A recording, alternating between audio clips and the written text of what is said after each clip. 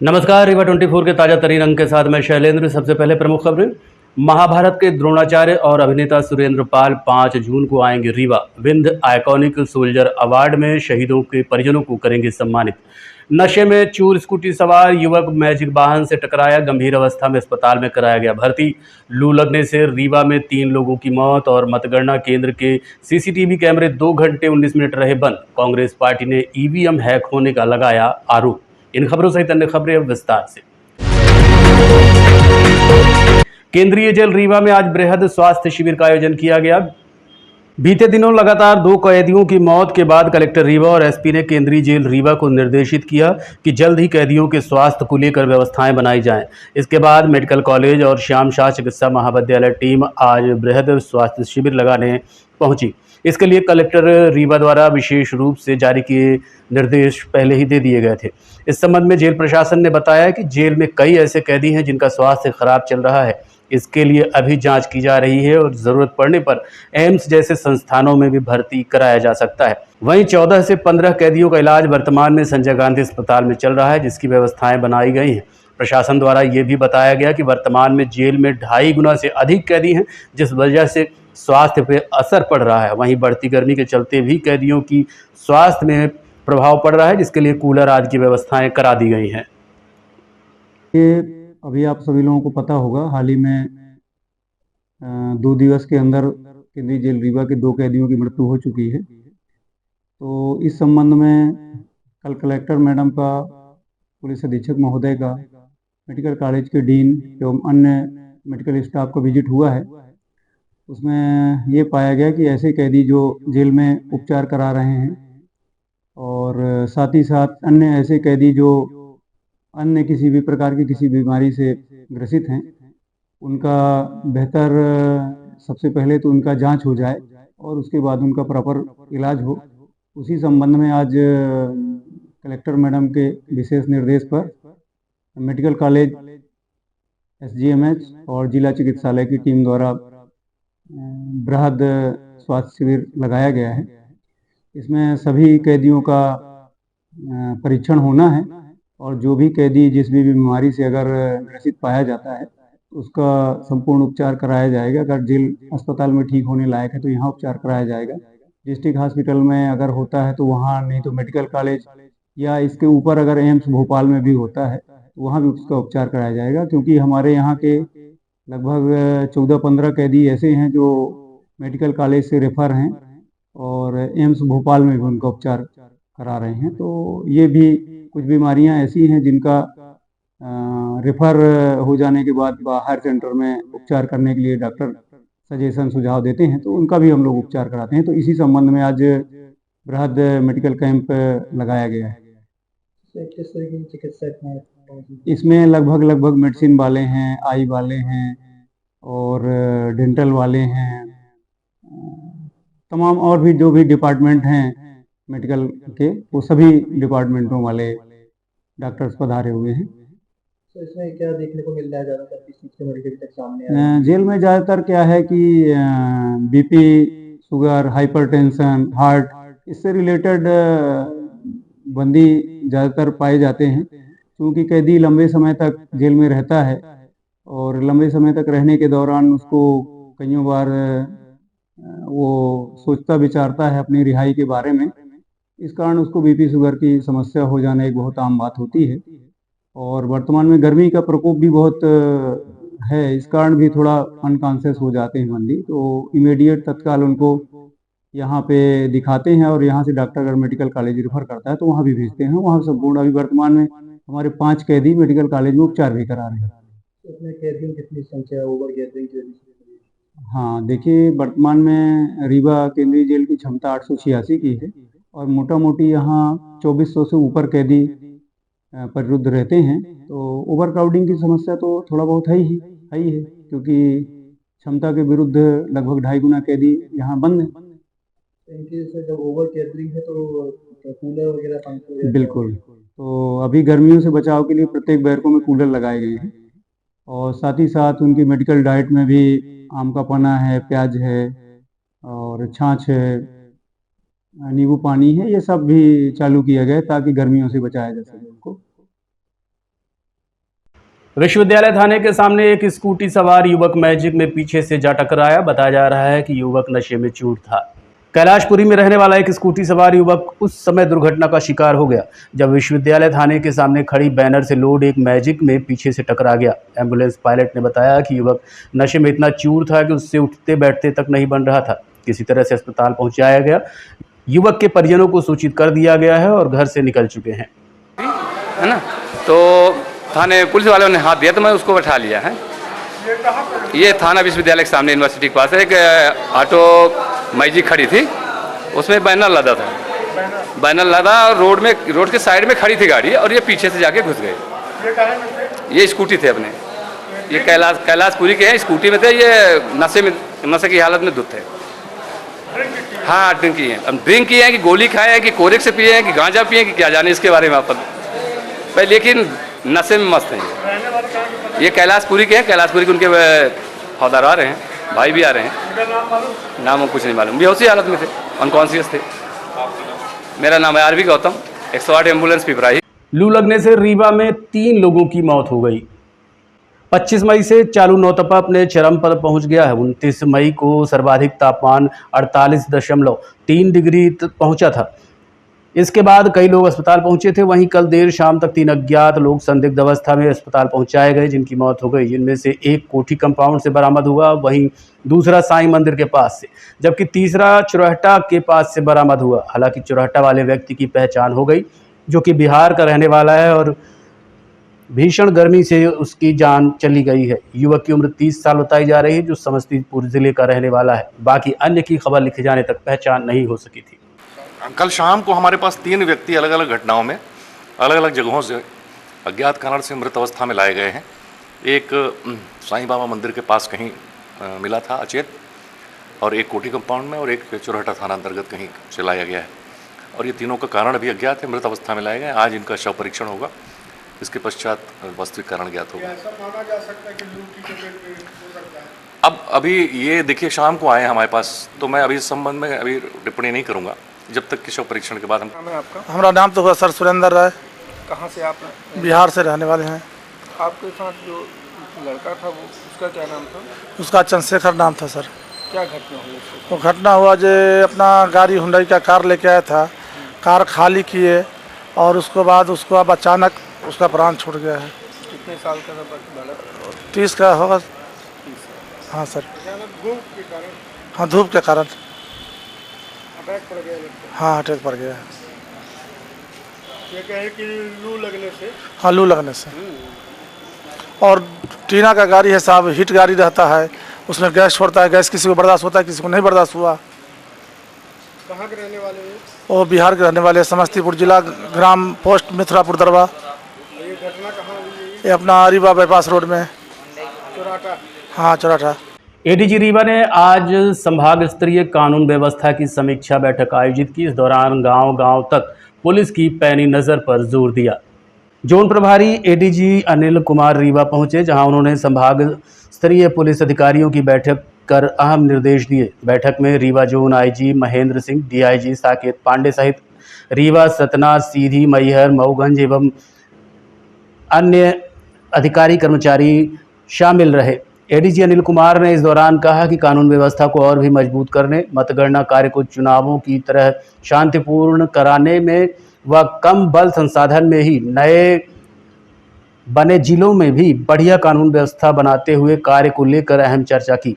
उन्होंने नशा पर लगातार हो रही कार्रवाई को निरंतर जारी रखने की भी बात कही। उन्होंने कहा कि हम ऐसी व्यवस्था बना रहे हैं कि गांव-गांव तक पुलिस मुस्तैद रहे, आम जन के साथ जन का संवाद बना रहे और अपराधों की रोकथाम के लिए हर तरह के संभव प्रयास करने की योजना पर चर्चा की गई। समीक्षा बैठक कर ली जाए, तो उसमें हम लोग अहम आए हैं। आप मुख्य रूप से किन मुद्दों पर चर्चा की गई है? देखो, हाँ बिल्कुल, सारे चीज पर, जनरल कानून व्यवस्था जो आपके यहाँ की जो कुछ क्रोनिक समस्या है उस पर भी हम लोग चर्चा कर रहे हैं, कैसे उसको सुधार करें।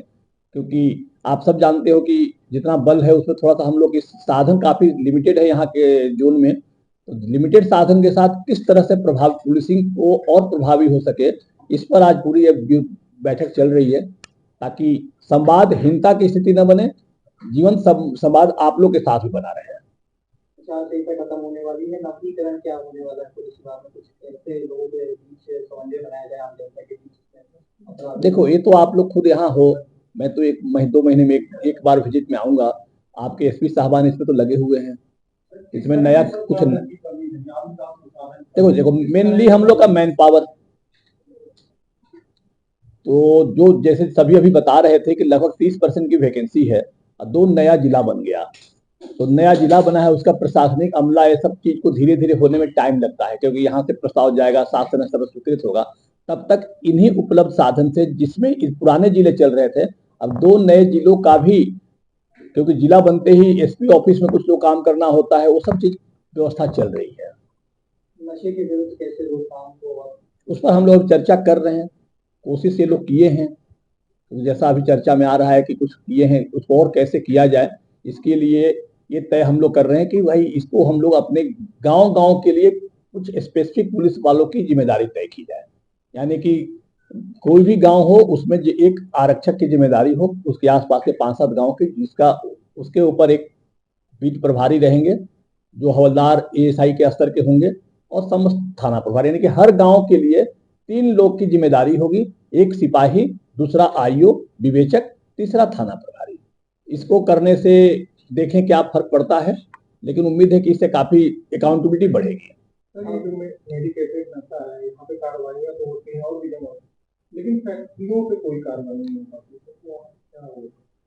देखो, इस पर हम बोल नहीं सकते, क्योंकि फैक्ट्री वाले के लिए हमारा अधिकार है कि नहीं है, उसमें दूसरी एजेंसी हो अगर होगी, लेकिन हम लोग इस पर लगे कि पहले अपने यहाँ जो काम है, जो जितना हो सकता है लोकल स्तर पर, उसको और प्रभावी रूप से करें। सरकार से यदि कि अक्सर थाने रात में जाए, क्या इसके नतीजे? रात में जाते ही होंगे, अक्सर थाने जाए, क्या क्या नहीं, पर्पस ये नहीं है। देखिए नहीं, सरकार के आशय है कि ताकि देखिए अधिकारी जब औचक समय में जाएंगे थाने में, तो थाने की व्यवस्था सुधरती है। पहले भी जाते होंगे, ऐसा नहीं कह सकते। आप लोग बताओ ना कि जाते थे कि नहीं जाते थे। 4 तारीख को मतगणना, हाँ, क्या कुछ खास तैयारी? मतगणना की तैयारी लोगों ने पूर्ण कर रखी है, और ये पहली बार थोड़ी अब कर रहे हैं मतगणना, ये तो इनका 6 महीने के सक्सेशन में दूसरा मतगणना कराने जा रहे हैं। उसी संबंध में हाँ, ये लोग काफी अच्छा, मतलब देखो पिछले बार भी मतगणना में कोई इशू आया नहीं था, चुनाव भी आपके इलाके में शांतिपूर्ण ही रहा है। मतगणना केंद्र के सीसीटीवी कैमरे 31 मई को 2 घंटे 19 मिनट तक बंद रहे। इसके बाद कांग्रेस प्रत्याशी ने ईवीएम हैक होने का आरोप लगाया है। लोकसभा चुनाव 2024 के परिणाम 4 जून को आने वाले हैं। मतदान के बाद सभी ईवीएम मशीनों को कड़ी सुरक्षा के साथ इंजीनियरिंग कॉलेज में बनाए गए स्ट्रांग रूम में रखा गया है, जहां सशस्त्र बल के साथ ही ईवीएम की सुरक्षा के लिए सीसीटीवी कैमरे लगाए गए हैं। लेकिन अब जब परिणाम आने की तारीख नज़दीक आई तो ईवीएम की सुरक्षा पर कांग्रेस प्रत्याशी ने सवाल खड़ा कर दिया है। दरअसल 31 मई को दोपहर करीब 12 बजे लोकसभा क्षेत्र के सिमरिया, सिरमौर और त्योंथर विधानसभा का कैमरा 2:19 तक बंद रहा, जिस पर ईवीएम की सुरक्षा पर तैनात राजनीतिक पार्टियों के एजेंटों ने आपत्ति भी जताई। उसके बावजूद करीब 2 घंटे 19 मिनट तक कैमरे बंद रहे। लोकसभा प्रत्याशी नीलम अभय मिश्रा ने इस संबंध में भारत निर्वाचन आयोग, मुख्य निर्वाचन अधिकारी मध्य प्रदेश व प्रेक्षक लोकसभा रीवा को पत्र लिखकर शिकायत दर्ज कराई। उन्होंने कैमरे बंद होने पर ईवीएम के साथ छेड़छाड़ होने की शंका व्यक्त की। उन्होंने कहा कि कांग्रेस प्रत्याशी को जिन विधानसभाओं में अत्यधिक मत प्राप्त होने की संभावना है, उन्हीं क्षेत्रों में कैमरे बंद हुए हैं। विधानसभा चुनावों में भी इसी तरह कैमरे बंद हुए थे और परिणाम बदल गए थे। दी जा रही है जो रिवर फ्रंट बना रहे हैं, और वो वही प्लाट काट के 35,000 रुपये स्क्वायर फीट के भाव से बेच रहे हैं। आप लोगों को न मालूम होगा, आपका ये भी चला गया, क्या कहते हैं, जहाँ तानसेन कॉम्प्लेक्स, आपको पता नहीं होगा, ये लूप बिगाड़ रहा था समदरिया के कॉम्प्लेक्स का, ये भी चला गया उसी को फ्री के भाव। अब क्या करें, हमारा दुर्भाग्य है, रीवा की जनता वोट दे रही है इसके बाद भी, इसलिए हम लाचार हैं, मजबूर हैं। तो जहाँ बड़े नेता आर्थिक अनियमितता और इतना बड़ा बड़ा घोटाला कर रहे हैं हजारों करोड़ के, वहाँ 2-4, 10 करोड़, 100 करोड़, 50 करोड़ अगर अधिकारी कमा रहे हैं तो ये क्यों बोले? इनको तो बस इतना चाहिए कि सत्ता मिल जाए, वोट मिल जाए, किसी तरह वोट लुटवा लें। अभी जो ताज़ा मामला ये है कि गुजरात की विमुक्ति सॉल्यूशन, आप नेट में देखिएगा इस कंपनी को, ये इसी में सर्वर और इसकी स्पेशलिस्ट है। पिछले बार भी इसी ने यहाँ खेल किया था, विधानसभा चुनाव में भी इसी ने खेल किया था। वो तो ईश्वर की कृपा थी, ये कैलकुलेशन में 7-8 हमारे विधानसभा को ये सिर्फ वोट में जोड़ लिए थे, इनकी कैलकुलेशन फेल हो गई तो 630 वोट से हम बच के निकल गए। हमारा ऐसा मानना है ये 20,000 वोट का खेल किए थे, लेकिन इसके बाद भी ईश्वर की लाठी से ही बच नहीं पाए। अभी फिर वही विमुक्त सोल्यूशन है जो अभी प्रत्याशी जी नीलम जी बता रही थी, वो नाम क्या है उसका मुझे ध्यान नहीं आ रहा, वो लड़के का, वो अखिलेश करके, वो कोई है कहीं संविदा कर्मचारी है, कोई कर्मचारी है, वो कहीं से कहीं तक अधिकृत नहीं। पिछली बार भी उसको बड़ा करके बाहर कराया गया था। वो कुछ लोगों को लेके बार बार जाता है। हमारे एजेंटों ने बताया कि गुजराती में जिनको लेके जाता है वो गुजराती में बात करते हैं, और जब और ज़्यादा उसकी छानबीन की गई तो अधिकारियों द्वारा बताया गया कि इनके पास कैमरा, सॉफ्टवेयर और इसका ठेका है, इसलिए ये आते हैं।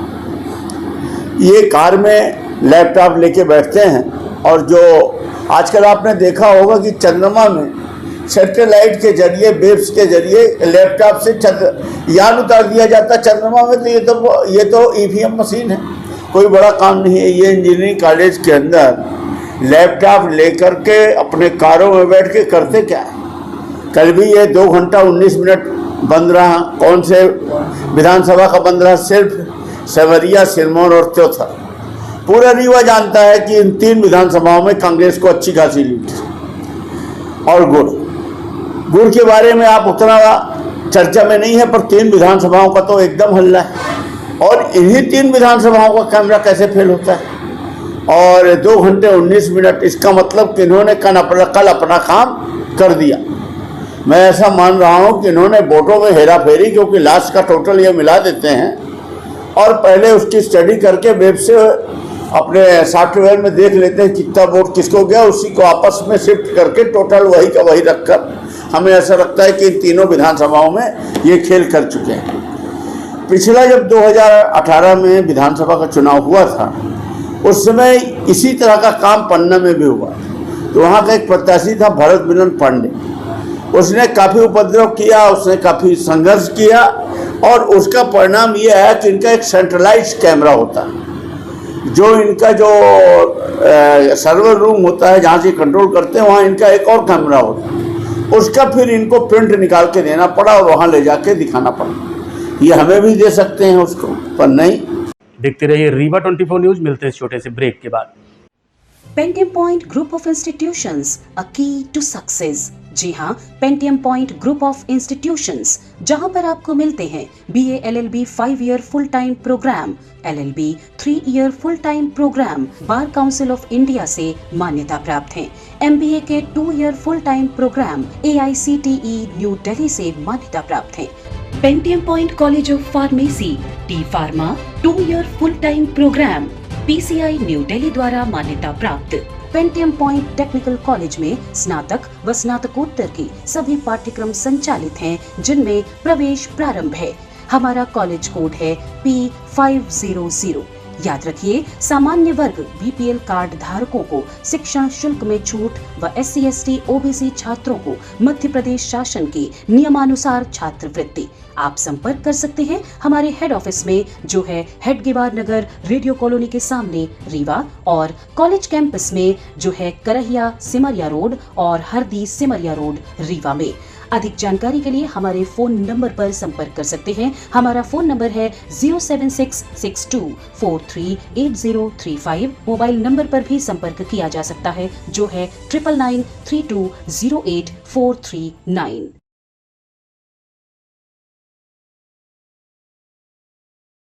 विंध्य आइकॉनिक सोल्जर सम्मान 2024 का आयोजन आगामी 5 जून को शाम 4 बजे से 7 बजे तक माखनलाल चतुर्वेदी पत्रकारिता विश्वविद्यालय में आयोजित किया जाएगा। इस आयोजन में भाग लेने के लिए प्रसिद्ध धारावाहिक महाभारत के द्रोणाचार्य यानी फिल्म और टेलीविजन अभिनेता सुरेंद्र पाल भी रीवा पहुंचेंगे। सत्यार्थी फिल्म्स रीवा और स्नेहा इवेंट मुंबई के द्वारा विंध्य आइकॉनिक सोल्जर सम्मान 2024 का आयोजन आगामी 5 जून को शाम 4 बजे से 7 बजे के बीच माखनलाल चतुर्वेदी पत्रकारिता विश्वविद्यालय रीवा के सभागार में किया जा रहा है। इस आयोजन में भाग लेने के लिए प्रसिद्ध धारावाहिक महाभारत के द्रोणाचार्य यानी फिल्म और टेलीविजन अभिनेता सुरेंद्र पाल रीवा आ रहे हैं। इस गरिमामयी भावपूर्ण आयोजन के मुख्य अतिथि मध्य प्रदेश के डिप्टी चीफ मिनिस्टर माननीय श्री राजेंद्र शुक्ल होंगे, जबकि कार्यक्रम की अध्यक्षता भारतीय थल सेना के सीनियर ब्रिगेडियर देवेंद्र सिंह करेंगे। विशिष्ट अतिथि के रूप में मंच पर प्राइड ऑफ महाराष्ट्र तथा वर्ल्ड बुक धारक कैप्टन A.D. मानेक, सुप्रसिद्ध शास्त्रीय गायिका पद्मश्री सोमा घोष के साथ महाराजा पुष्पराज सिंह, पूर्व मंत्री मध्य प्रदेश शासन, श्रीमती प्रतिभा सिंह बागरी, राज्य मंत्री मध्य प्रदेश शासन के साथ कर्नल P. गंगा, जिला सैनिक कल्याण अधिकारी के अलावा Pushpendra Pratap Singh, country head Asia shipping company होंगे। इस आयोजन में जिन 11 अमर शहीदों के परिजनों को सम्मानित किया जाएगा, उनका चयन कर लिया गया है।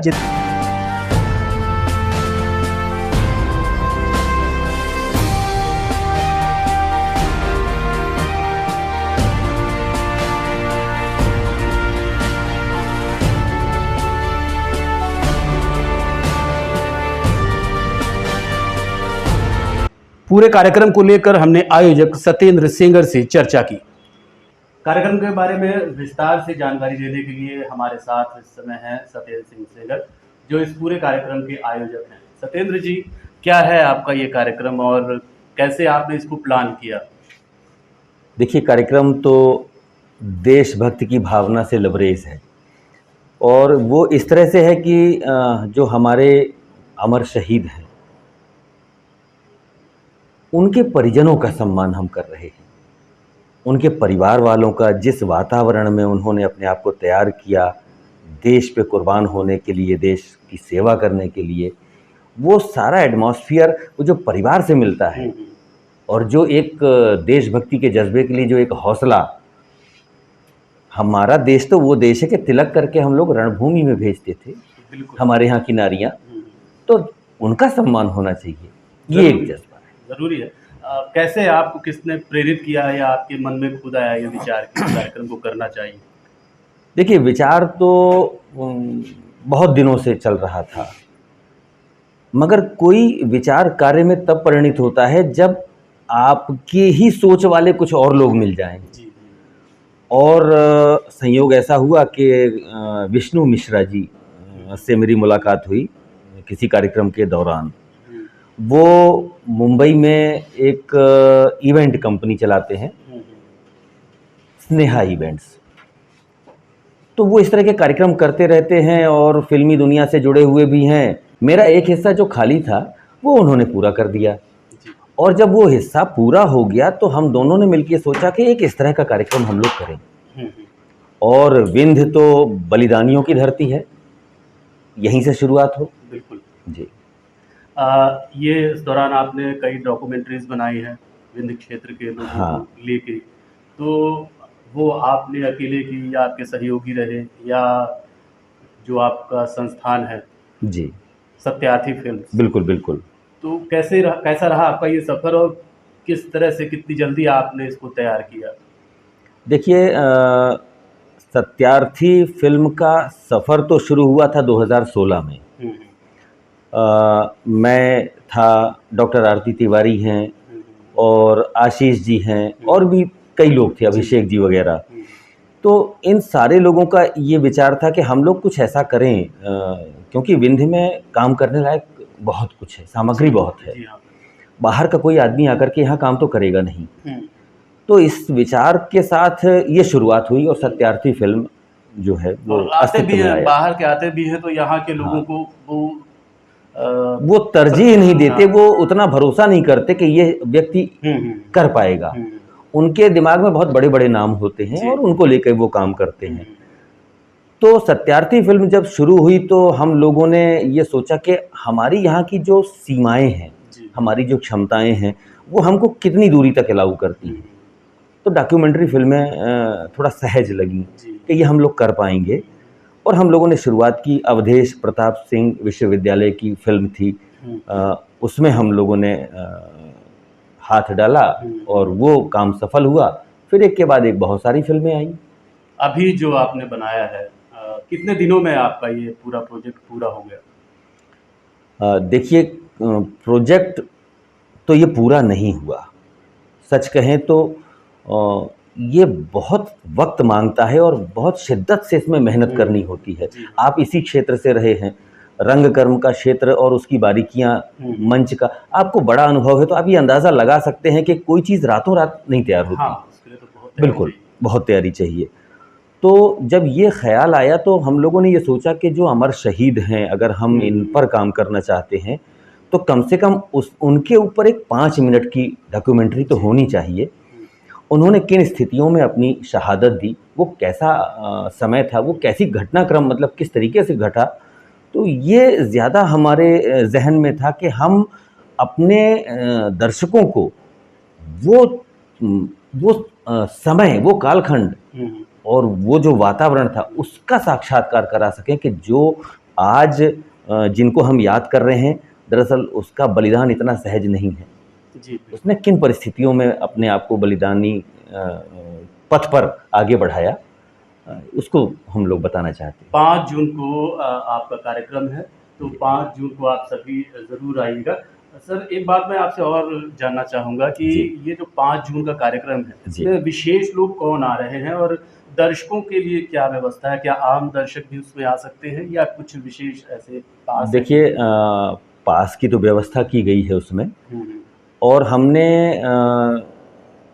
लोगों को ये बताया भी है कि वो पास आपको फ्री ऑफ कॉस्ट आपको हम दे सकेंगे, बशर्ते आप हमको मालूम हो कि आप आना चाहते हैं। आना चाहते हैं। अनावश्यक रूप आने से हाँ, ज़रूरत आने नहीं की है। ज़रूरत नहीं है। जो देश प्रेम की भावना से जुड़ना चाहते हैं या जिनके अंदर ये जज़्बा है। हुँ, और दूसरी एक महत्वपूर्ण बात ये है कि ये कार्यक्रम हम सेना के लिए, हुँ। तो जो हमारे यहाँ के पूर्व सैनिक हैं, जो हमारे शहीदों के परिजन हैं, वो सारे हमारे आमंत्रित हैं और सेना से जुड़े बहुत सारे लोग उसमें शामिल हों और हम उस जज्बे में कहाँ तक खरे उतरे हैं, ये भी बताएं वो। तो हमने 11 लोगों के सम्मान की जो योजना बनाई है, तो 11 लोगों में हम 9 लोगों की डॉक्यूमेंट्री हम बना पाए। वक्त की कमी समझिए, संसाधनों की कमी समझिए, कुछ ऐसी स्थितियां कि 2 लोग हम चाहते हुए भी समय सीमा में वो काम नहीं कर पाए, तो उनको हम लाइव प्रस्तुत करके और उनका सम्मान करेंगे। जी। विशेष मेहमान आपके सुना है बड़े अभिनेता आ रहे हैं। बिल्कुल, विशेष मेहमान हमारे यहाँ जो महाभारत धारावाहिक, एक सुप्रसिद्ध धारावाहिक, एक जिसने एक बड़े कालखंड को, एक दशक को अपने कब्जे में कर रखा था, उस महाभारत धारावाहिक का एक महत्वपूर्ण किरदार गुरु द्रोणाचार्य सुरेंद्रपाल जी हमारे बीच होंगे और उनको लोगों ने और भी रोल में देखा है। किल्विश एक रोल उनका बड़ा प्रसिद्ध हुआ था, बच्चे दीवाने थे उसके लिए, और कई फिल्मों में आए हैं वो, उसमें सेनानी के रूप में भी वो उनका महाभारत में बैकग्राउंड में आवाज़ भी उनकी गूंजती, बिल्कुल गूंजती थी। तो द्रोणाचार्य जी हमारे बीच होंगे, यानी सुरेंद्रपाल जी। उनके अलावा एक महत्वपूर्ण हस्ती हमारे बीच होगी कैप्टन एडी मानेक साहब। कैप्टन एडी मानेक यूं तो पायलट हैं, उनको प्राइड ऑफ महाराष्ट्र मिला हुआ है और अमिताभ बच्चन जी ने उनका इंटरव्यू लिया था कौन बनेगा करोड़पति, और उसका शीर्षक उन्होंने ऐसा कुछ दिया था कि एक मजदूर की उड़ान। दरअसल वो जिस क्षेत्र से, जिस पृष्ठभूमि से आते हैं, वो गरीब परिवार की पृष्ठभूमि है, तो एक मजदूर के बच्चे होने के बाद उन्होंने किस किस तरीके से ये मकाम हासिल किया, ये प्रेरणाप्रद चीज़ है और अमिताभ जी ने यही चीज़ लोगों के सामने रखी। बिल्कुल, हम भी चाहेंगे कि दर्शक हमारे इस कार्यक्रम में शामिल हो। आप दर्शकों को कम शब्दों में, 2 शब्दों में क्या कहना चाहेंगे? रीवा में इस तरह के आयोजन की हम शुरुआत करने जा रहे हैं और ये आयोजन निश्चित रूप से सालाना आयोजन होगा, ऐसा हम विश्वास करते हैं। तो एक ये शुरुआत का एक जो पहला पृष्ठ है, आप इसके साक्षी बने और कार्यक्रम में आए, हम लोगों का हौसला बढ़ाएं, हम यही चाहते हैं। रीवा तो सदा साथ देता रहा है, आज भी देगा। बहुत बहुत धन्यवाद। बहुत बहुत धन्यवाद। देखते रहिए रीवा 24 न्यूज़। मिलते हैं इस छोटे से ब्रेक के बाद। हड्डी जोड़ एवं रीढ़ रोग तथा स्त्री रोग एवं प्रसूति रोग का इलाज एक ही छत के नीचे।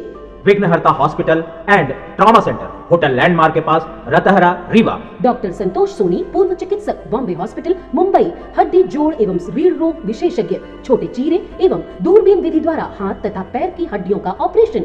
गठिया बात, जटिल एवं बिगड़े हुए फ्रैक्चर का बेहतर इलाज करते हैं डॉक्टर संतोष सोनी। विघ्नहर्ता हॉस्पिटल ट्रॉमा सेंटर में ही स्त्री एवं प्रसूत रोग विशेषज्ञ डॉक्टर शैलजा सोनी भी उपलब्ध हैं, जिनकी देखरेख में नॉर्मल डिलीवरी, सिजेरियन ऑपरेशन एवं बच्चेदानी से संबंधित ऑपरेशन की बेहतर सुविधा। संतानहीन दंपत्ति तत्काल संपर्क करें। विघ्नहर्ता hospital and trauma centre, hotel landmark के पास, रतहरा, रीवा। सुविधाजनक एवं सफल इलाज हेतु आज ही संपर्क करें। विघ्नहर्ता hospital and trauma centre, hotel landmark के पास, रतहरा, रीवा। मोबाइल नंबर 7828781983 अथवा 8462956774 पर। भीषण गर्मी के बाद आज अचानक तेज आंधी तूफान के साथ बारिश ने माहौल खुशनुमा बना दिया। 25 मई से चालू हुए नौतपा के बाद जहां 29 मई को पारा 48 डिग्री पार कर गया, जिससे लोग भीषण गर्मी से परेशान थे, लेकिन आज अचानक 2 बजे के बाद आई तेज आंधी के साथ बारिश ने लोगों को राहत दी है। वहीं इस दौरान पूरे दृश्य को हमारे कैमरामैन सुनील शर्मा ने कैद किया। आइए आपको भी दिखाते हैं रीवा शहर में हो रही झमाझम बारिश के कुछ दृश्य। आज के अंक में इतना ही। देखते रहिए रीवा 24 न्यूज़। नमस्कार।